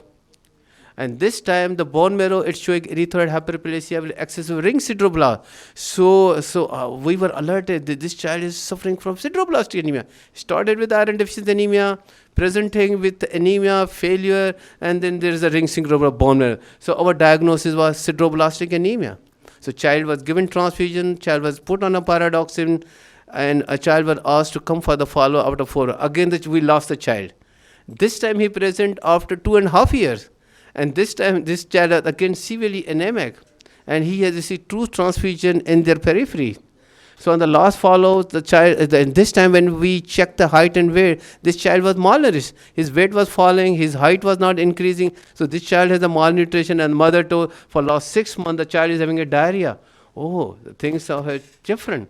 So, presented with anemia, turned out to be sideroblastic anemia. This child now having a diarrhea, failure to thrive. So further inquiry we ask about. So the mother say, no, for last 4 or 5 months, this child is having a nocturnal enuresis. Doctor said, he's wakes up at night. He used to go for the urination. I thought, why this child is having this problem? Initially, I thought maybe this child has got underlying sickler associated hemoglobinopathy, which has causes tubular damage, papillary necrosis, leading to polyuria. We also thought of diabetes insipidus. We thought of diabetes mellitus. When the sugar was checked, it was extremely high. It was 400. So then we started hearing a child, thrombocytopenia initially. He got a sideroblastic anemia, failure to thrive, diarrhea, and this time he presented with diabetes mellitus. So when we combine all this, we start thinking, yes, this looks. So we come into the diagnosis of Pearson syndrome, which is a very, very rare entity. So to confirm, so Pearson syndrome is Pearson-Marrow syndrome, which is also called Pearson-Marrow pancreas deficiency syndrome. So this child has got all the 3 features of Pearson syndrome, and then we went for a genetic testing from Germany, and it turned out to be a mitochondrial DNA deletion. So these are a lot of examples like this. So I think we had to open our minds. We don't have to close. We don't have to give up. When we dream, we always look for the success. So I think so struggle should never end. We should keep continuing the struggle. God will help us. There's another scenario, is an 8-year-old male child. He present with accidental emergency with a 5 days history of fever and non-productive cough. On examination, the child was febrile. He got a marked respiratory distress. He had got a subcostal intercostal recession. He was pale, but he had no cyanosis. Chest is showing a decreased air entry on the right upper and middle zone with a bronchial breathing. And he has got a liver of 2 centimeters. We make the diagnosis. This child has got classical consolidation, maybe most because of the streptococcal infection. So as there was no previous history of hospital admission, he was a product of consanguineous marriage. There was no history of asthma and TB in the family. So our provisional diagnosis was a community-acquired pneumonia, or most probably a streptococcal pneumonia. So the child was given oxygenation, he was given antibiotics, and blood CP was sent, which show high TLC and with neutrophilia. But at the same time, the child has got microcytic hypochromic anemia with a res reticulocyte kind. So I think it may be sort of a sepsis which is causing this microcytic anemia and res reticulocyte. But we were not comfortable keeping in the previous problem presenting to us with a similar way. So when we check the peripheral Sumerian data, it showed the poikilocytosis, target cell, hypochromia, nucleated RBC, and Howell Jolly body. When we look at the Howell Jolly body, I was warranted. Maybe this child has got some sort of hyposplenia. The spleen is not working. And the LDH was raised, CRP was raised. So the condition of the child deteriorated after 24 hours. He has to be put on a ventilator, increase oxygenation, and intensive care unit. After 3 or 4 days, the child improved and he was off the ventilator. So we checked the electrophoresis and look at the electrophoresis. It shows this child has got sickle cell hemoglobin E disease, which we never thought of, presenting 80 years. So yes, it depends upon the severity of hemoglobinopathy. If you got mild hemoglobinopathy, they may present late. They may present mild anemia. But if you have got a severe defect, they may present early. So the final diagnosis was acute chest syndrome due to, so what do you think? It is basically hemoglobin SC disease, which exactly present like sickle cell disease with the chest syndrome. We know occlusive disorder. So this was the accident which I observed. Thank you very much. Thank you so much, sir, for such an educational presentation and for making us wiser on this topic. For the last talk of today's session, Dr. Iqbal Hussain will be joining us from Lahore. Dr. Iqbal Hussain has done his residency from the United States. He has worked there for 20 years. He then moved to Saudi Arabia, where he worked in the intensive care setting, and he was actively involved with liver transplant patients. He is currently working as Director Intensive Care Unit and Chairman Critical Care Medicine, Pakistan Kidney Liver Institute, Lahore. He will be talking about the common hematological issues in ICU. Over to you, sir. Thank you very much for having me here. Just want to make sure you can see my screen. Yes, sir. Okay. All right. I'm going to start my presentation. I was thinking what would be the most logical thing that as intensivists that we commonly need hematologists to assist us in certain dilemmas. So common scenarios that we see, I made this presentation. So I'm going to start. Today's presentation will be focusing primarily on the anemias in ICU, the ones that require transfusion. And commonly, we see platelet issues, thrombocytopenias in ICU. Every now and then, we get across TTP, which can be nightmare. DIC, very common in ICUs. And also, I come across frequently the indications for the FFP transfusion and cryoprecipitate. And last but not least, I would finish up the issues that we have dealt with COVID-19 and thrombotic disorders. So let's talk about what are the clinical evidences we have that led to the concept of restrictive use of blood transfusions in ICU. And I'll give you my own opinion at the end, what I've practiced overseas, especially in US and then in Saudi Arabia, and what is it different in Pakistan. So there's a famous trial done in Canada, which compares restrictive and liberal transfusion. It's an RCT of about 800 patients with a mix of both medical and surgical cases. And the inclusion criteria was about hemoglobin of 9 and they made two groups, two arms. One was restrictive, in which the transfusions to be done when the hemoglobin is less than 7, and the target was about 7 to 9. And there was another arm, which is the liberal arm, and the goal was to keep the hemoglobin between 10 and 12. This is a famous study from New England Journal of Medicine. And what it shows that that there were the two arms, the restrictive group showed better survival rate in all patients. And the primary endpoint was about 30-day mortality. There was a subgroup which showed that patients who have coronary artery disease, they benefited more from the liberal transfusion strategy. So this is what we have practiced as intensivists, that we generally do not transfuse someone whose hemoglobin is unless acute. In most of the cases, if there are no signs of acuteness, we transfuse when blood hemoglobin level goes below 7. Before I jump to platelet, if you ask me what I have noticed different in Pakistan, as we deal patients in our transplant unit, liver and renal transplants, especially if they are bleeding and hypertensive, albumin is very expensive and there is no replacement for blood. My own threshold is a little different. I sometimes do not follow 7 target. I sometimes follow 8. And that improves the tissue perfusion. And most of these patients, especially renal patients, they have underlying cardiac issues. And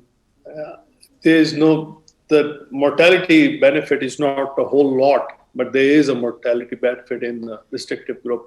But keeping in mind that that study was done in Canada, and they have one of the best resources to follow up on patients in the unit.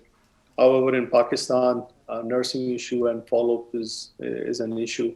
And also the quality of lab and the turnaround time is a very important factor.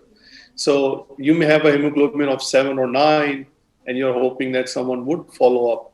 And if it's not, then you can have serious consequences. Now, next topic is issues related to platelets. It's a nuisance that most of the intensivists that we deal with, and sometimes or more often than usual, that we need help from hematologists to help us out. The unique thing about platelet that it does not have a nucleus, but I wonder if platelet would have a nucleus, what type of havoc it would have done. Without the nucleus, it can create so much havoc that it can create significant inflammatory response, and it causes a series of cascade causing coagulation through procoagulant processes. So, which lead to the production of inflammatory mediators and expression of various membrane proteins. I would not dwell into that detail, that how it deals, and my esteemed colleagues have really explained in details about the different cellular processes that occurs. So I'll talk about a study which was published in 2013. It's a French study that defined the role of bone marrow aspiration in patients who are in ICU with thrombocytopenia. And but before I do that, I'll explain what is absolute and relative thrombocytopenia. Basically, most of the studies, they are done on absolute thrombocytopenia, which basically define mild, moderate, and severe. And commonly in ICU, we deal with the severe thrombocytopenia when the platelet count is less than 50. The other component that we commonly see, that patient who has a normal platelet count, and once any acute process occurs in ICU, the platelet count starts going down. And when we see that the platelet count goes down less than 30%, then we call it relative thrombocytopenia, especially by day 4. This is in itself is the independent predictor of mortality. Various causes of thrombocytopenia, I'll mention a few of them, especially sepsis is notorious. And it's the #1 cause of thrombocytopenia in ICU, followed by the common issues that we see in our ICU is end-stage liver disease. And most of the time, it is related to hypersplenism, although we do see alcohol every now and then in our ICU. Other issues that we see is related to medications, especially linezolid and cephalosporins and penicillins. They are also responsible, the common causes for thrombocytopenia. Other causes I would also discuss PIC and TTP in my future slides as well. I would not talk about heparin-induced thrombocytopenia. When I was in Saudi Arabia, I can tell you that they had a huge bone marrow center, and the risk and the incidence of thrombocytopenia over there, I did not find much. We keep hunting for this, and the T scores, I'm sure my colleagues have already discussed it, so I'll skip that. So the study that I was mentioning about, the French study published in 2013, the prevalence is very variable of thrombocytopenia. It's anywhere from 8% to 67%, depending upon the type of ICU you have. And the incidence that people develop thrombocytopenia is also very variable, anywhere from 13% to 41%. It depends upon the type of ICU again. Thrombocytopenia severe is very common that we see in transplant centers. I would say about 30 to 40% we do see in our ICU. So, so this study was done on about 300 patients, and out of 300, they have done bone marrow on 238. And what was very interesting, that majority of patients, more than 90%, they had normal megakaryocyte, which suggests that it was not the central issue that the thrombocytopenia is responsible for in ICU. So in ICU, most of the thrombocytopenia is peripheral cause. And this is very important for us to know that. So serious bleeding is, therefore the serious bleeding is uncommon because the issue is not central. The issue is something peripheral. And even if the platelet count is anywhere between 20 to 50,000, the risk of bleeding is still low. So what is the most common cause that this study found of thrombocytopenia is sepsis. So bone marrow is something that rarely been performed in ICU. So what is the risk of bleeding and death? This is the question that intensivists come across very commonly, and this is what we request our colleagues to help us out. Severe bleeding accounts for few deaths, like I've said, and this is primarily because this is not the central, but rather the peripheral factor responsible for thrombocytopenia. And the risk of bleeding is anywhere from 24 to 28% between the platelet count of 20 to 50,000. So what factors that increases the risk of bleeding? Of course, as someone who's going for the procedure, you would like to keep the platelet count more than 50,000. And if the procedure is neurosurgical, then anywhere you would like, it depends upon the surgeon as well, 80,000 to 100,000, and that can be sometimes very, very difficult to achieve. But anyone who has renal failure or someone who's on anticoagulation and antiplatelet agent, the risk of bleeding increases if you have thrombocytopenia. So that brings us to the question that we keep discussing during our rounds. Some patients have platelet count of 10,000. We do not transfuse because they do not have factors what we have discussed, such as renal failure, such as presence of anticoagulation.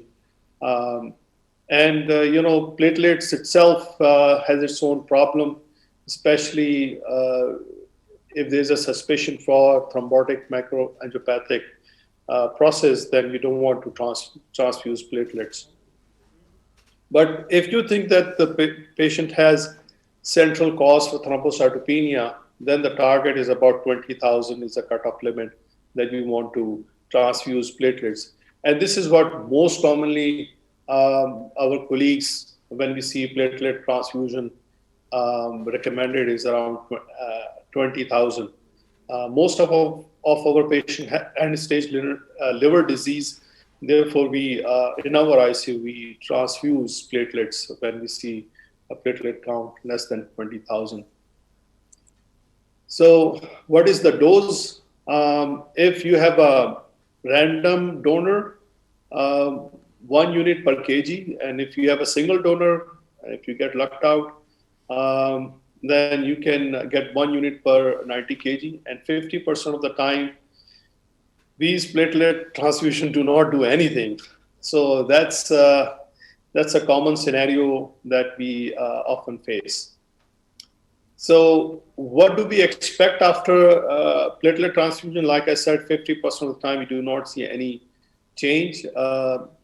However, if we come across someone who needs a procedure, then we do check CBC. And single donor, if you transfuse then from single donor, then you can expect anywhere from 30 to 60,000. However, with the random donor, the effect is much less, anywhere from 5 to 10,000 of the platelet count elevation. Now, changing gears, I'll talk briefly about just a couple of slides related to TTP. This is because of the deficiency of metalloprotease, ADAMTS13. And because of its deficiency, it leads to the cascade of cycles leading to the layering of platelet causing thrombosis. And as we know that TTP causes renal failure and thrombocytopenia. However, most common presentation that these patients have is CNS because of the microangiopathic process. So how do you treat it? You treat it with the plasmapheresis, and if plasmapheresis is not available, which is the scenario that we face in Pakistan, it's not that easy, then FFP infusion is very important. We do use steroids. However, the best treatment regimen is plasmapheresis and FFP. Platelets, they are contraindicated. There is, people have used in severe bleeding. Luckily, in my experience that I've come across, I've not used platelets. Our patients did not bleed. However, it's been written books that in severe bleeding cases, you can use platelet. We already know that that we follow up on LDH, especially, and platelet after plasmapheresis in patients who have TTP. I think I already, into 20 minutes, plasmapheresis does improve survival from 25 to almost 75%. In no plasma group, the mortality is about 25%, and survival is about 75% in plasma group. I'll skip DIC. I'll go directly to COVID thrombotic issues. We have dealt quite a bit of COVID cases in our ICU. We have treated more than 100 cases, and our survival is about 78%. Cumulative in ICU, we had about 35 patients on the vent. 50% was survival on the ventilator. And lately, we have seen a lot of thrombotic issues. So I thought that this is very, very important to discuss because there are some recent data which talked about the increased risk of bleeding and thrombosis in patients who have severe COVID-19. This is the old study from, not old, it's still less than 1 year. Initial studies when Corona came out on May 7th, that there is a fibrinolysis shutdown occurs that leads to increased risk of thrombosis.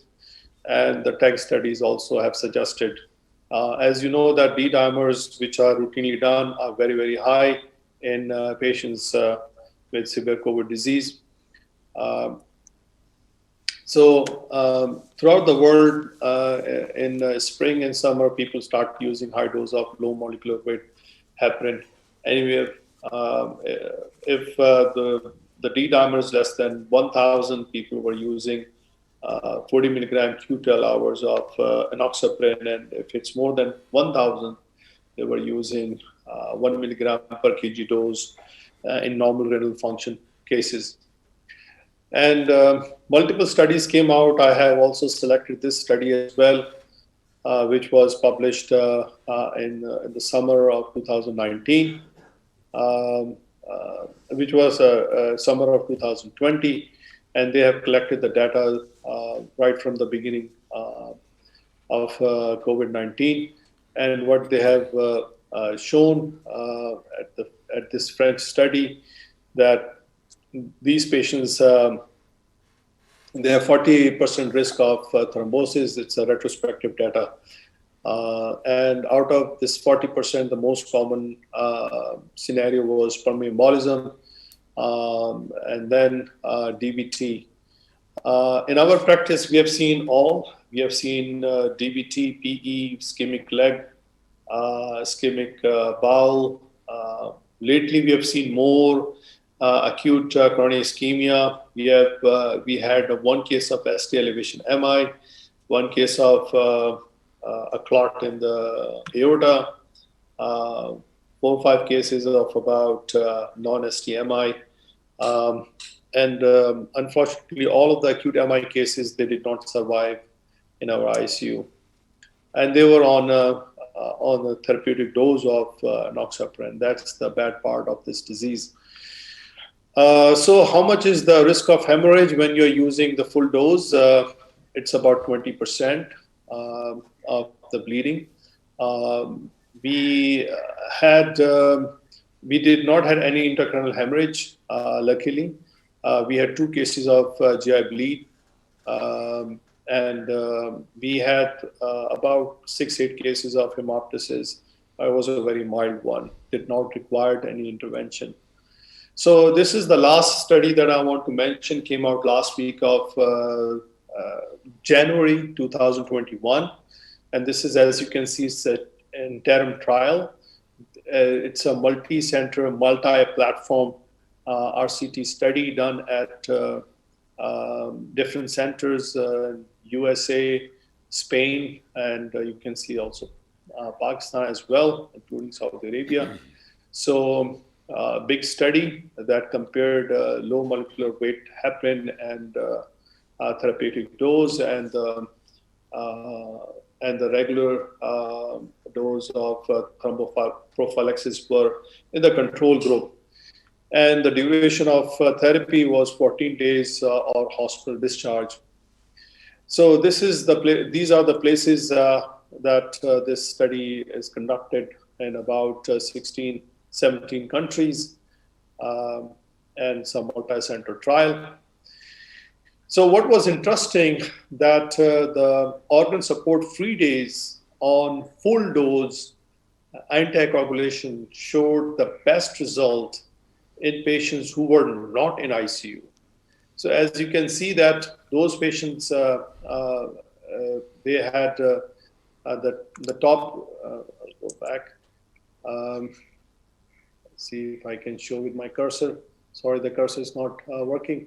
So the organ support, what you see, the top red bar is the death, and it was 18% versus 25%, and prophylactic anticoagulation versus therapeutic, the difference was about 7%, which is quite remarkable. So those patients who are on full dose anticoagulation and they are not in ICU, they have also survival benefit, including organ support, free days as well.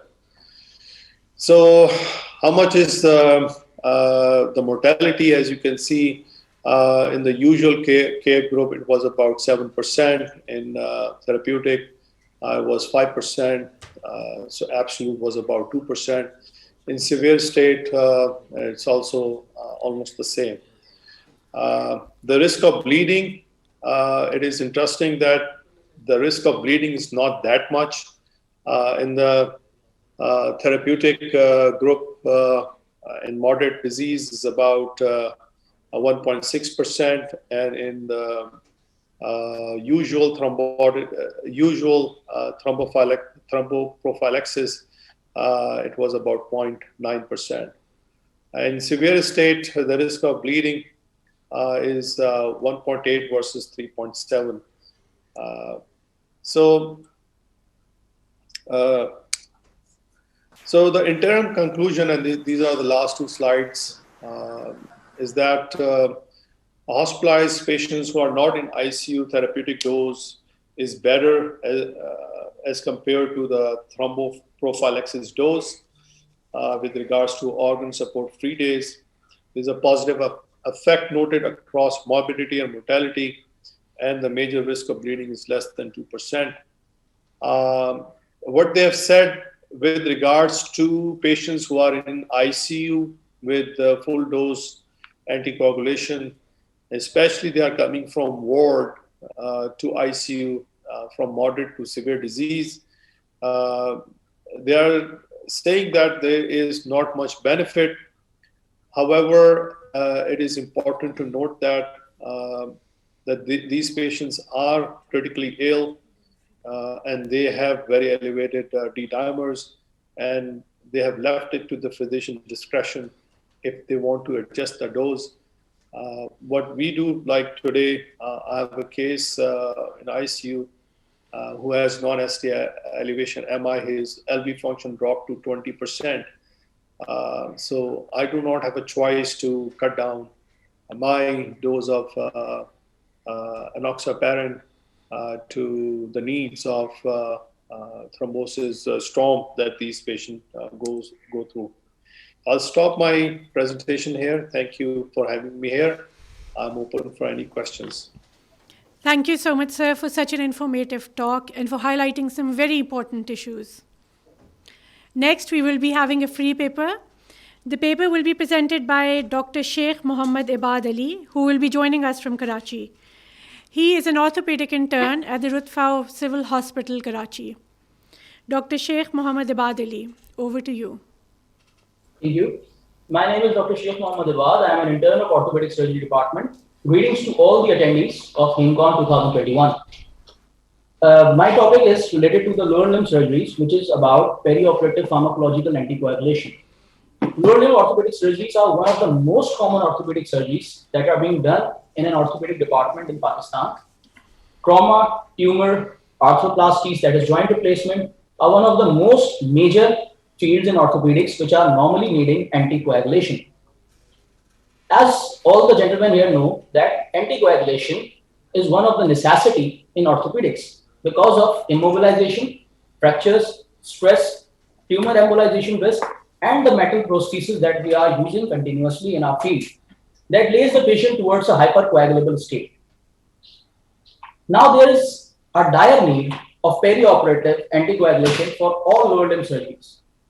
We do have guidelines such as American Society of Haematology, American College of Chest Physicians, American Association of Orthopedic Surgeons, and National Institute of Health and Care Excellence for our guidance.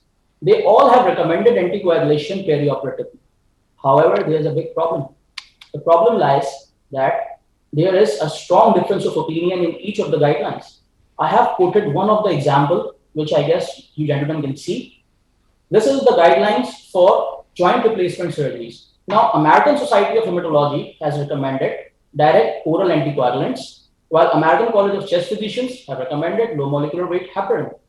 American Association of Orthopedic Surgeons are recommending direct oral anticoagulants with mechanical anticoagulation via IPPD, while National Institute of Health and Care Excellence, NICE, is recommending low molecular weight heparin with aspirin or DOAC. That raises an issue. One of the most major issues that is now being faced is that orthopedic surgeons are opting their own guidelines, and there's a huge degree of variations between the surgeons that are opting each of the guidelines. What our paper aims and objects was that we wish to know the trends of perioperative DVT prophylaxis in lower limb surgeries among orthopedic surgeons of Pakistan.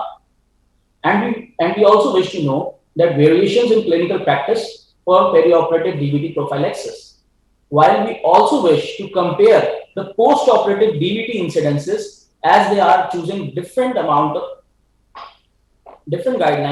for their anticoagulation. Now, this paper was a cross-sectional survey designed in a survey manner. We designed a questionnaire. The questionnaire was sent to Pakistan Orthopedic Association, who circulated the questionnaires to their members. I am highly thankful to them for doing this. We got their responses. The responses were analyzed by Professor Batool, and the results were developed. Now I am telling the results. Fortunately, most of the orthopedic surgeons, that is 82.3% of the orthopedic surgeons, were using anticoagulation perioperatively. However, as expected, there was a huge variation among their opinions. There was a lack of prescription of direct oral anticoagulants for perioperative anticoagulation in lower limb surgeons. As you can see in the pie diagram, that 94% of orthopedic surgeons recommended low molecular weight heparin, while American Society of Haematology is again and again saying about DOAC, rivaroxaban, as the drug of choice. Only 17.6% of the orthopedic surgeons were using rivaroxaban for anticoagulation. Now, there was also a difference in duration. As we can see from this pie diagram, that preoperatively, before surgery, none of the orthopedic surgeons recommended DVT prophylaxis. Around 70.6% of the orthopedic surgeons were not using anticoagulation routinely in their perioperative practice. Now, if we are going to see about the post-operative pharmacological anticoagulation, we can easily see that most of the orthopedic surgeons are using anticoagulation for 3 days after surgery. We tried to know the reason behind it, and the reason was that the patients were discharged from the hospital and they cannot afford or they cannot be followed up such that their anticoagulation can be carried out for a long time. American Society of Haematology have recommended at least anticoagulation for 2 weeks, while American Association of Orthopedic Surgeons have recommended anticoagulation for 6 weeks due to the metal implants placed inside the body. We can see here that there is a huge difference in our practice and the international practices that are being done. As we can see, we also developed some questions which were related to the most common fields which are being anticoagulated these days. Fortunately, 72% of orthopedic surgeons were using anticoagulation preoperatively and postoperatively in arthroplastic surgeries, that is, joint replacement surgeries. While alarmingly, only 55% of the surgeons were using it in trauma surgery, and only 54% of the people were using it in acetabulum and pelvis surgery. Now, as we know that most of the coagulation events are being occurred in patients with pelvis and acetabulum surgeries. Hip surgeries, hip arthroplasties are one of the most common surgeries that develop such kinds of events. So these specialities need anticoagulation if there is no risk of bleeding. While another alarming situation is that only 21.2% of the orthopedic surgeons by using it in tumor surgery. That is far less, because tumor embolization can be the root cause of pulmonary embolisms and such hazardous activities. However, as per our data, as per our results, what we found out was that there was no difference in incidence of post-operative DVTs. We asked the clinician that how many cases or how many average percentage of cases they usually observe with their surgeries of pulmonary embolisms or DVTs. Most of the clinicians reported that their cases were less than 5%. Only 23% of the clinicians reported the incidence between 5% to 10%, while none of the clinicians reported more than 10% of such events. This is fortunate that even though we are not obeying all the guidelines that are being prescribed, but though we do have less amounts of DVTs and pulmonary embolism, as I would like to end my presentation with this quote: intelligence is the ability to adapt to change, by Stephen Hawking. Thank you, gentlemen. Thanks. Thank you, Dr. Ebad Ali, for your interesting presentation. This brings us to the end of this session. We will now be taking comments and questions. There is a comment from Professor Dr. Atfa Shoaib. In her experience of treating thrombocytopenia in pregnancy, she has seen that platelets drop massively during pregnancy, and by this time, the patients are usually refractory to steroids and mega units. She has managed pregnancy with low platelets, even around 15 to 25, and the patients responded well. She usually reserved IVIG only near delivery. Outcome of her patients were good, except that one neonate had thrombocytopenia, but the neonate also survived. Any other comments from our speakers or the panelists? Assalamu alaikum. I have a question for Dr. Amjad. Sir, can you please share your experience about a thrombopag? Do your patients achieve optimal response of platelet count after oral intake of thrombopag for 5 days, which you told in your presentation? Dr. Amjad, are you online?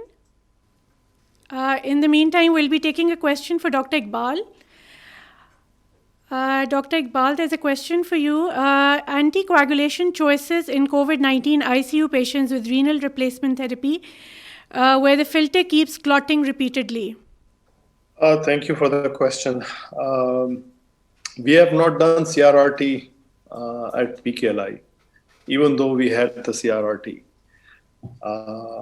I have done tons of CRRT and ECMO in Saudi Arabia.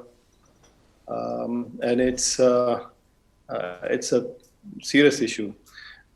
If you need anticoagulation, the ideal would be IV heparin, and the target would be something anywhere from 70 to 100. You can target ACT more than 200. Now, if you run into HIT, then it's an issue. Then you can use Argadoban. Problem is Argadoban is not available in Pakistan. So there's a trend that lately we have seen that people are using rivaroxaban, but that's only in patients who are stable, and that's not for CRRT. So the choices are very, very limited. And the only thing that we can use is IV heparin. Dr. Mohammed Mansoor Beg has another question for Dr. Iqbal Hussain. Do you monitor anticoagulation for COVID-positive ICU patients with acute pulmonary embolism? If yes, how? Yes, we do. The issue with COVID-19 is there are two main logistical issues. One is the nursing. See, the thing is, we have nursing staff who has to be changed every six hours. So monitoring is the main issue, and then running the lab is another issue. So if we are using low molecular weight heparin, then we don't have anti-factor 10A. We don't. So in renal failure patient, we use heparin, and our target is anywhere from 60 to 90. We have to keep a bigger range because of the nursing issues. As I said, the risk of bleeding is very low in COVID, is about 2%. So I think we have been lucky. We had only one GI bleed out of 100 patients with such a heavy dosing. So heparin is the only one. We use PTT. That's the answer to your question. Any comments from the panelists? I think it was absolutely a wonderful session from the viewpoint that I think there was no precedent in our previous meetings and conferences that we had called our colleagues from other specialities. It is very essential that we look at each other's perspective. There is no point when we have a common goal of managing the patient to sit in our comfort zones and not to communicate. In this way, this common goal of managing the patient really suffers. I think all the speakers have given their perspective and highlighted. And one overwhelming theme or message which emerges is that the multidisciplinary care needs a very good communication and a respect for each other's viewpoint and have a consensus that what is important for achieving our goal. Unfortunately, somehow we have not been able to institutionalize this thing somehow, even in each institution जहाँ पे सारे specialist available होते हैं, मगर ये चीज़ जो multidisciplinary और communication है वो institutionalize नहीं हो सकी. I think इस initiative को we must capitalize on it. और capitalize करने का मतलब ये है कि we should be more in communication with each other, look at our own perspective, bring the perspectives on the table, listen to each other, not only for individual patient, but also way of working together. Professor Amjad had to leave early, but he just gave us a very important and interesting food for thought. We never thought about कि INR liver जो है वो हम अपने liver disease के इतने population में देखते हैं, तो somebody should be doing research on that. इसी तरह ये how the information will be used is different in the lab. The lab produces tremendous amount of information. वो इन्फॉर्मेशन क्लिनिशियन कैसे यूज़ करेंगे वो हम अंडरस्टैंड नहीं करते, और हम जैसे इन्फॉर्मेशन प्रोड्यूस करते हैं वो कितनी रिलायबल है, वो sometimes the clinician has a problem but we are unable to sort it out. तो ये प्री एनालिटिकल वेरिएबल्स हैं वो दोनों हमारी डोमेन में हैं, लेकिन इसी वजह से तो जो है वो एनालिटिकल एक्यूरेसी जो हमारी डोमेन में है वो उसका जो है हमें बेहतर पता होना चाहिए. क्लिनिशियन को हमारे इसको अंडरस्टैंड करना चाहिए कि और हमें जो रिस्पॉन्सिबिलिटी है एनालिटिकल एक्यूरेसी को उसको एब्सोल्युटली अच्छे तरीके से फुलफ़िल करना चाहिए. एंड सिमिलरली जो उनकी डायग्नोस्टिक एक्यूरेसी है जो कि क्लिनिशियंस की डोमेन में फॉल करती है उसकी भी ज़्यादा वाइडर आई थिंक अप्रिसिएशन होनी चाहिए और हमें उसकी बात भी करनी चाहिए और पढ़ाना भी चाहिए. तो we should not be consuming the knowledge differently. We should be consuming in the same way. और क्रॉस टॉक जो है हमारी not only at individual level, this may be taken as the first initiative, इसको ज़्यादा wider होना चाहिए. We professional societies should be coming together and I sometimes think can we have a mega society where pediatrician society, the intensivist society, the pulmonologist society, the pathologist society, we come on that same table and there should be mega society and talking and about the common problem. As I said कि जी रंजिशें बढ़ती रहेंगी अगर कुछ मशवरे बाहम ना होंगे, तो मशवरे बाहम करना बहुत ज़रूरी है. It's absolutely wonderful to listen to all the colleagues and I think we are running short of that. And Rafia, thank you very much for providing us the time to speak on this occasion. Thank you, ma'am. On behalf of Pakistan Society of Haematology and President PSH, Major General Retired Pervez Ahmed, I would like to convey my special thanks to all the learned speakers for taking out time and giving excellent presentations on the occasion of HAEMCON 2021. It has been a rewarding academic session. Thank you so much and have a good day.